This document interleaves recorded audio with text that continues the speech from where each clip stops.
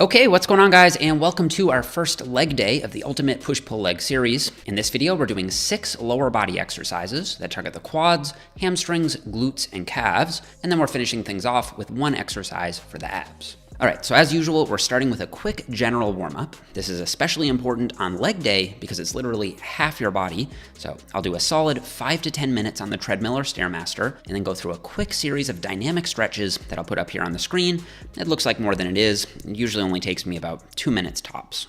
From there, we're jumping into just 1 heavy set of 2 to 4 reps on the squat. Remember, in this push-pull legs routine, we're using a minimalistic approach to strength and an optimization approach to hypertrophy.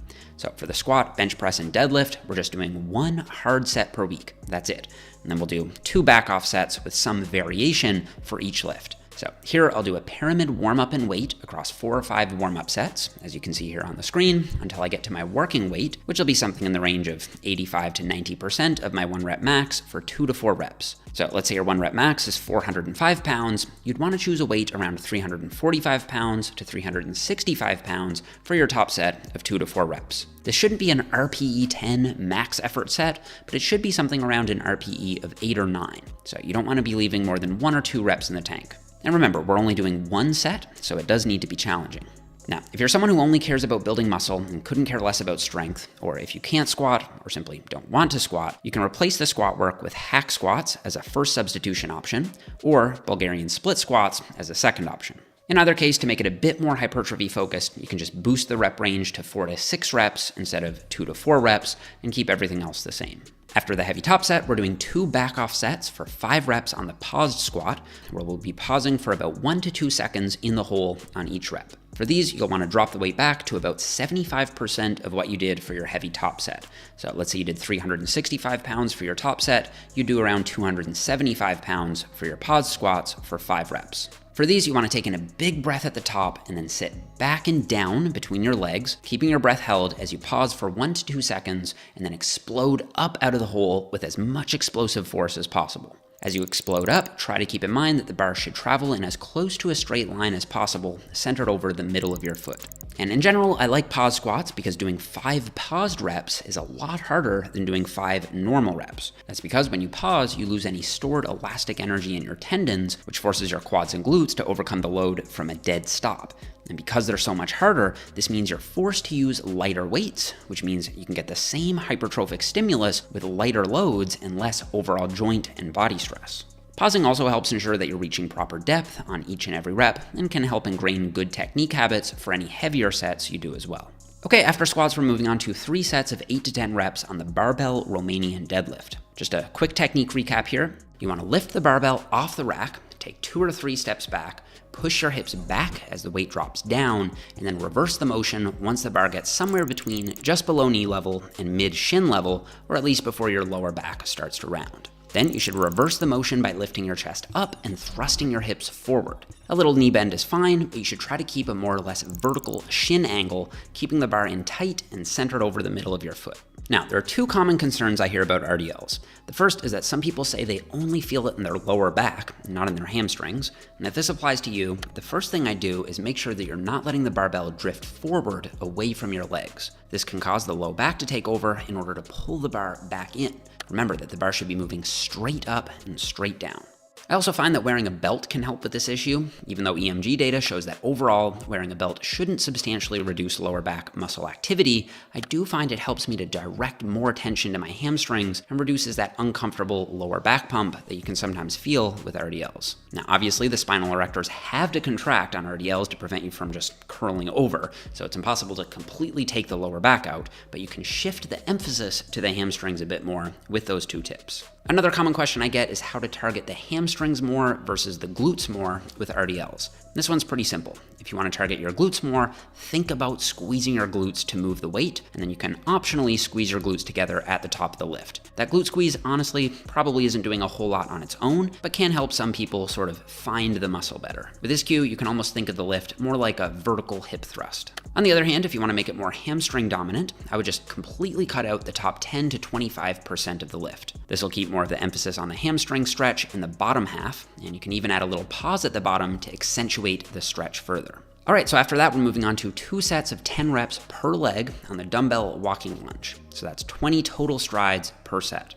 For this one, I figured I'd highlight 3 things that you should avoid when doing walking lunges. First, avoid cutting your depth short. Notice that on each and every rep, my knee softly makes contact with the floor. It's very common for people to start limiting their depth toward the end of the set once the reps start getting really hard, but it's a lot better to be more consistent with your reps rather than just aiming for an arbitrary rep count while cutting many of those reps short. Now, if you're afraid of hurting your knees on the floor, you may be making the second mistake on my list, which is free falling on the negative. A lot of people try to rush through their lunges because they are a fairly gruesome exercise, but despite that, you should think of them like you should any other hypertrophy-focused movement where you're actively controlling and resisting the negative. If you're letting gravity take over on the negative, then you're missing out on the most important aspect of the lift. So take your time and be intentional with every rep you do. And the third thing to avoid is letting your grip strength limit the load that you can use. A lot of people go way too light on walking lunges. They end their set once they feel fatigued, but don't actually approach muscular failure. One of the main reasons for this is that they just pick up some relatively light dumbbells that they can grip easily.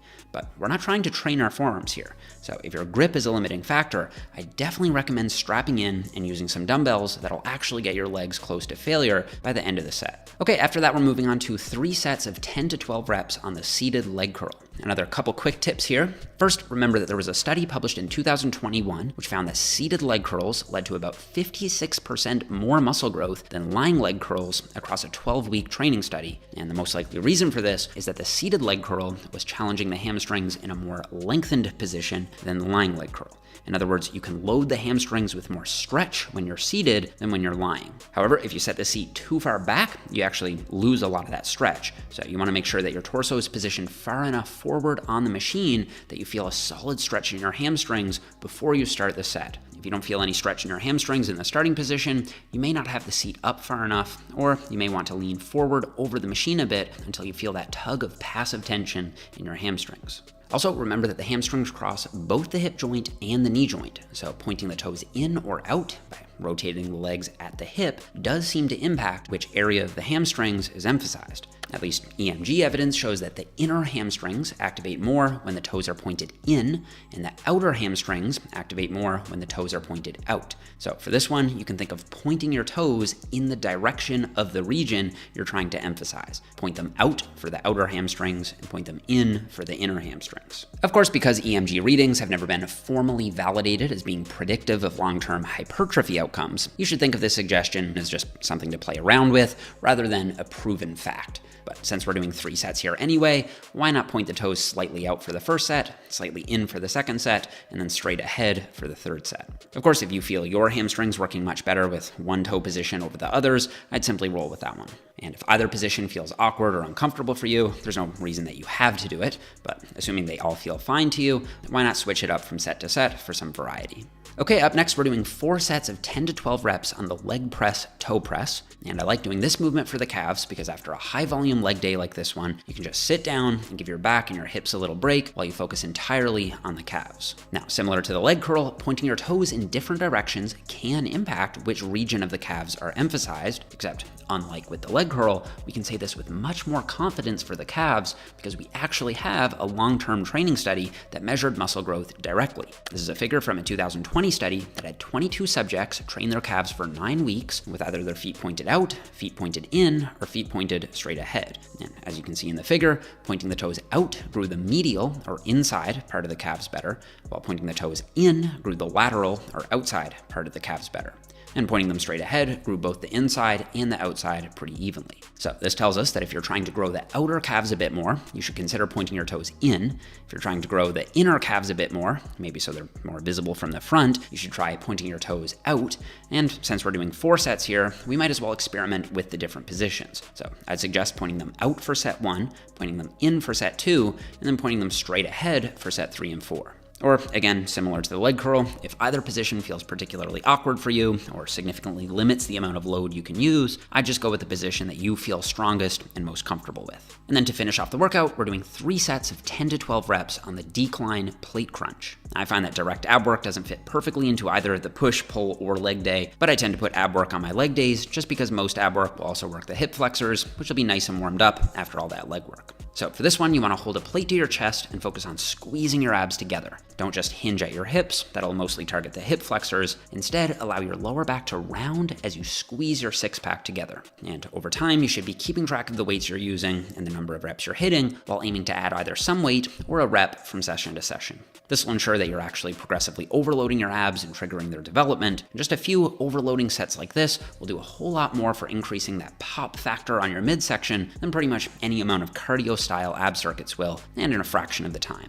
Okay, so after this leg day, we've got the first half of the full week of training completed, and I'll be covering the remaining 3 workouts in 3 upcoming videos here on the channel. But if you'd like to have the full 12 weeks of training all in one place right away, you can pick up the full Ultimate Push-Pull Legs Hypertrophy System over on jeffnipper.com. The program comes with a full ebook explaining all the methods used in the program, an Excel spreadsheet, a library full of exercise demos from me, coaching cues for every exercise, and plenty more. It also comes in a 4-day, 5-day, and 6-day per week version, so you can still run the program even if you don't have 6 days per week available to train. So I'll leave a little more info about that in the description box down below. And that's it for this one, guys. Thank you so much for watching. Don't forget to leave me a thumbs up if you enjoyed the video, subscribe if you haven't already, and I'll see you guys all here in the next one.